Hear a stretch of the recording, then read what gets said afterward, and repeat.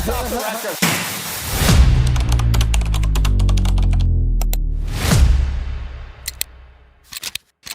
Hi, this is Congressman Greg Stanton. We're doing another of our set of interviews with leading Black-owned businesses here in the community. We are right in the heart of Phoenix, 24th Street in Washington at the Arizona Legacy Center, a building that was not doing anything for the longest period of time until the Black Chamber got a hold of it, and now it's going to turn into a center of business and commerce and training and events, bringing life to this wonderful building in the heart of the city. So congratulations to the Black Chamber of Arizona for all they are doing. Dr. Vilma Trahan, who gets it done for this community. I'm here with Dr. Chanté Dickerson. Yes. Onward Health and Wellness is your business. That's right. She's an entrepreneur, a Black-owned business. We are celebrating Black-owned businesses now because this is National Black-Owned Business Month, and we're interviewing a series of successful entrepreneurs, including yourself.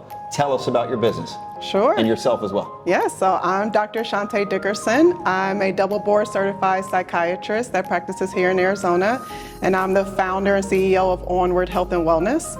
So we are a concierge telehealth psychiatry practice here in Arizona. So we're telehealth, so we're Arizona-wide. We can serve the whole state, and what we provide is an elevated model to psychiatric care. So our clients don't have to go through all the insurance redlining. They get direct access to me through a secure portal. So if they have questions about side effects, any questions or concerns about anything related to their mental health care, they can shoot me a message and they get that answer directly from their provider. So it's been seen as a very valuable offering considering what the traditional mental health space has looked like for so long. That's really awesome.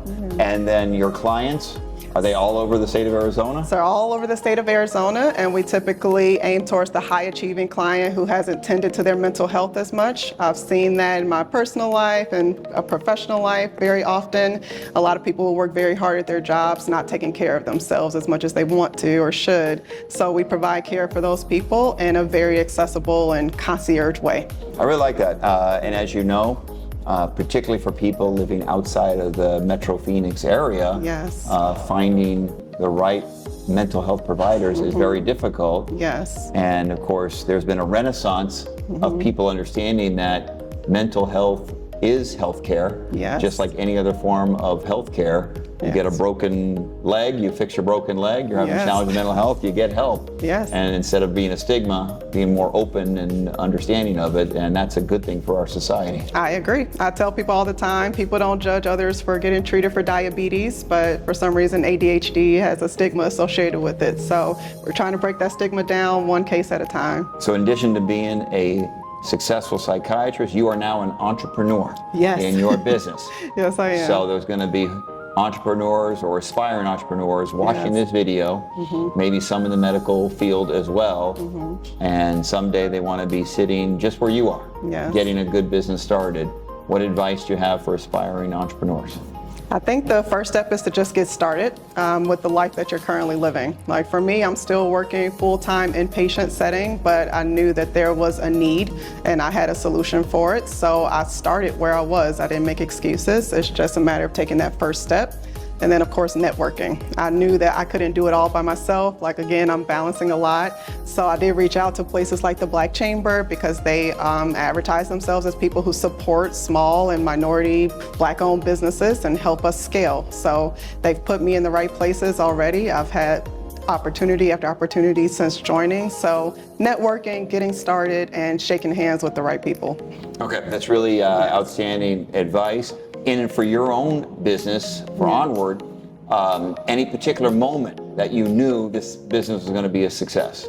I think for me is when I got my first client. So when the first person signed up for this concierge model, I knew it was something that wasn't as common, but it wasn't just proof of concept. It was proof that this need did exist for these high achieving adults across Arizona, and people are willing to sign up for a subscription-based practice that provides them a go-to, reliable, qualified psychiatrist. Was there a particular large challenge that you had to overcome to make your business thrive? I think the challenge originally was how much I was balancing to start, because I didn't really drop anything off my plate before adding this all one. right, just keeping adding, all right? Yes, so like I said, finding that support and finding the organizations that are offering to provide that support on a consistent basis was the biggest thing that helped me overcome that. All right, and then this chamber wants to do a lot with workforce development, Yeah. training, and just motivating people to take that leap, because to leave a successful job in corporate America to be an entrepreneur is a big leap. It is a risk, yes. But for the success of the Arizona economy, we need more people to do it. Absolutely. And so, tell us about your experience with training or workforce development. What needs to be done in Arizona to get more entrepreneurs like you? For at least my specific space with mental health and anyone trying to start a psychiatry practice that's on the more unique concierge side, I think something from the Congress that you all can help with is if there was some form of corporate mental health incentive. I think there are a lot of large companies here that are recruiting talent from across the country, and the goal is to retain that talent. And I think if the corporate companies show that they're willing to prioritize the mental health of their executive teams by having some type of contracted mental health provider, that not only keeps your employees happy, but you also have more success within your business. That's right. So it is a system that everyone wins. Okay, in your experience, does the success of treatment differ between face-to-face clients versus telehealth? There can be different levels of rapport, and the speed that you can get there can vary between telehealth and in person. But overall, people love the access that comes with telehealth. People can get their ADHD treatment, their anxiety treatment from their couch. They don't need to kind of drive 45 minutes down the road to find the one that their insurance covers. Yeah. So I think telehealth opens up a lot more doors and provides a lot more access to mental health treatment. We've seen that particularly like youth that have behavioral health, mental health challenges. Yes. The ability to meet them where they're at. Yes. Don't make them sit in a traditional doctor's office. That can I be very agree. intimidating, but just meet them where they're at in the Absolutely. community or on their phones, because we all spend too much time on our phones. Let's use it for a Yes. positive thing and get support. Yes. It can be so helpful in someone's journey to overcome their mental health challenges. Of course, I've taken patients from their car, so That's great. I'm not picky about where I see you from. The goal is to just get you the treatment that you need. All right, it's great. Well, it's an honor to meet you. Nice to meet you as Congratulations well. on all your Thank success. you. I'm so glad the Black Chamber of Arizona